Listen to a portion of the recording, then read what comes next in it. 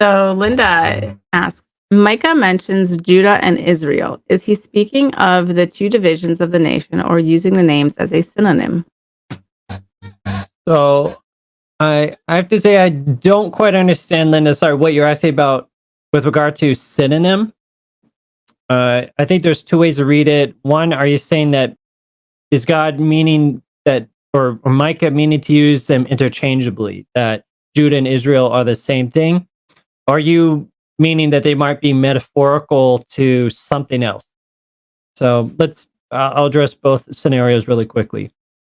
So first, I think let's look at the very beginning of Micah, Micah 1:1, and it says, "The word of the Lord that came to Micah of Moresheth in the days of Jotham, Ahaz, and Hezekiah, kings of Judah." And we know that's a historical fact. These were kings of Judah, specific location, literal Judah, and then it goes on to say, which he saw concerning Samaria and Jerusalem.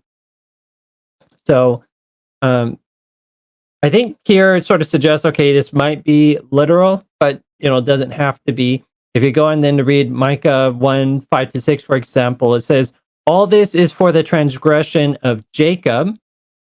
And so, Judah and Judah was a son of Jacob. Israel's another name for Jacob.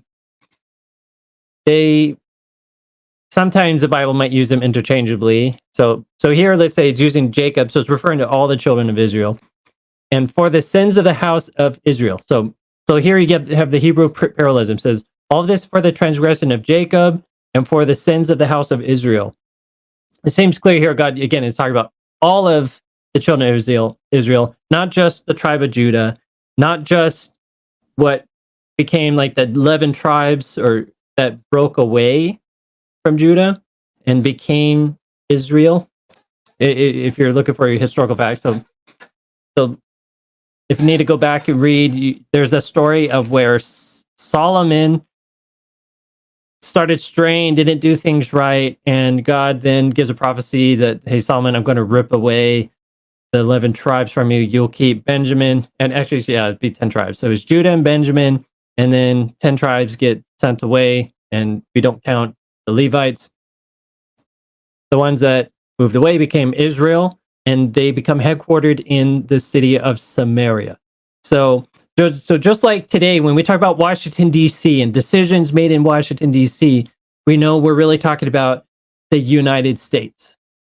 And if we talk about Moscow, we know we're talking about Russia. And so it's sort of the same concept. So when you're talking about Jerusalem, you're talking about the capital of Judah and that kingdom. And then when you would hear Samaria, it's the capital of what was the northern kingdom or Israel.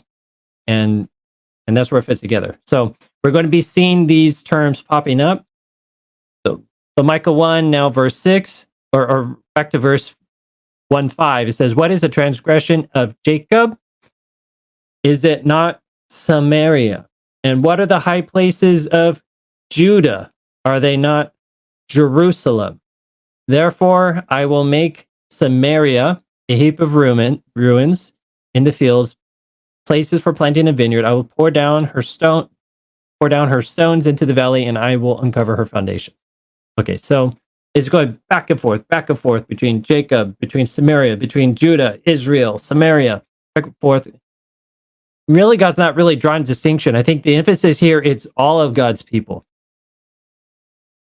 Or at least God's people at this time, the descendants of Jacob. Micah 1:9 talks about, for her wounds are incurable, for it has come to Judah, it has come to the gates of my people, to Jerusalem. So right here, it's being more precise, talking about specifically Judah and Jerusalem and those people, not the northern kingdom. And then if you read Micah 1:13, it says, O inhabitant of Lachish, harness the chariots to the swift steeds. She was the beginning of sin, the daughter of Zion.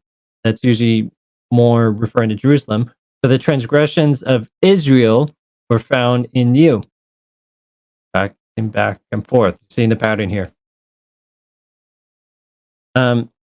it's interesting that we start off a lot with these references to Jerusalem, to Israel, to Samaria, but ultimately we end up at in chapters 4 and 5, God now talking about more people in general and emphasizing more people will come to Jerusalem. People will come to Zion, and the emphasis is a bit different. God's now doesn't seem to be so exclusive or just talk about his specific people, and now God mentions other nations.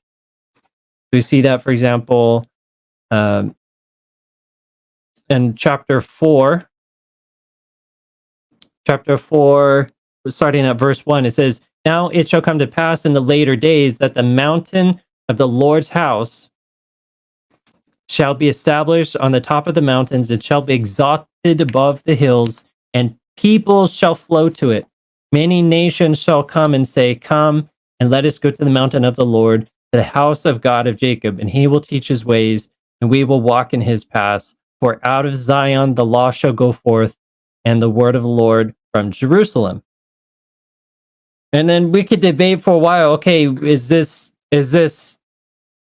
talking about that at some point Jerusalem itself will become the center point and the focal point where everybody will come? And I believe that will be the case, because we hear in Revelation that there is a new Jerusalem, and it will come and descend, and I believe it'll land back down to where Jerusalem is today, and that will be the capital, and people will all overcome, and this verse will be carried out that way.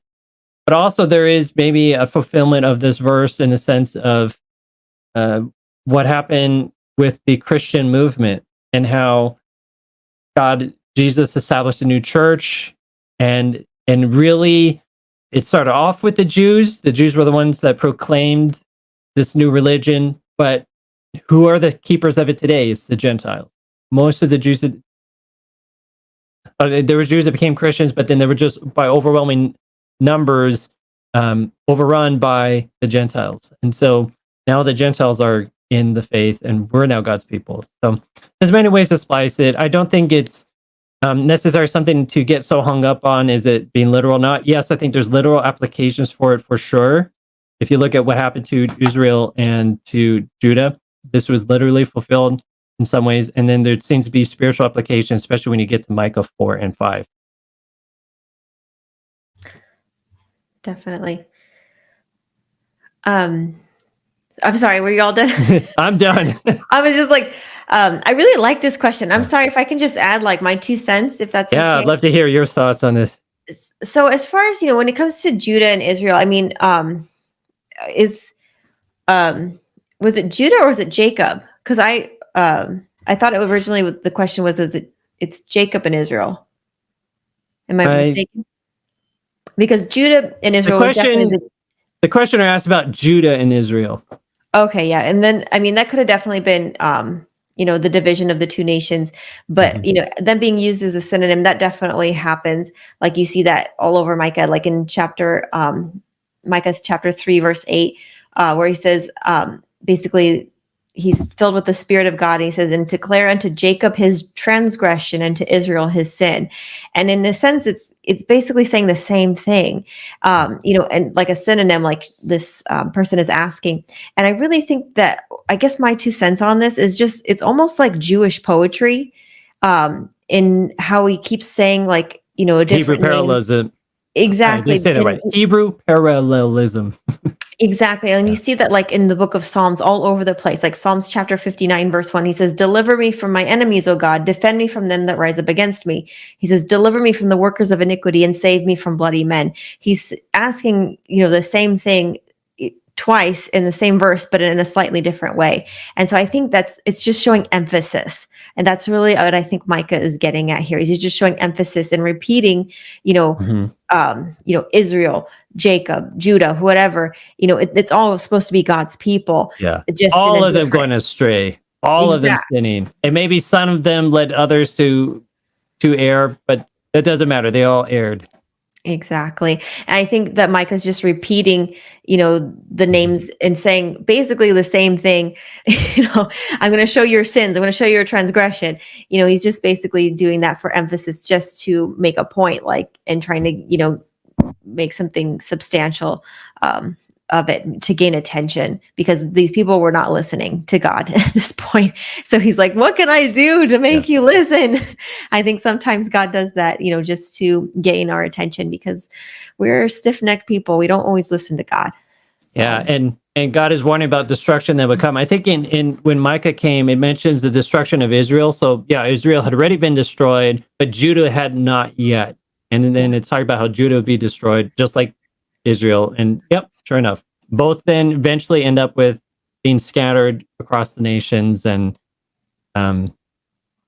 it's like, who's a Jew today? Like, there's a lot of people who say they're Jews, but might not actually be descendants of these 12 tribes. Yeah, definitely. All right. I know we're kind of over time. So I'm not sure. Should we wrap it up, or should we answer one more, or what do you want to do, guys? Let's see. Actually, if we do the next one, I know I can answer that in about 30 seconds. So if you want to and I could do the line after that really quickly too.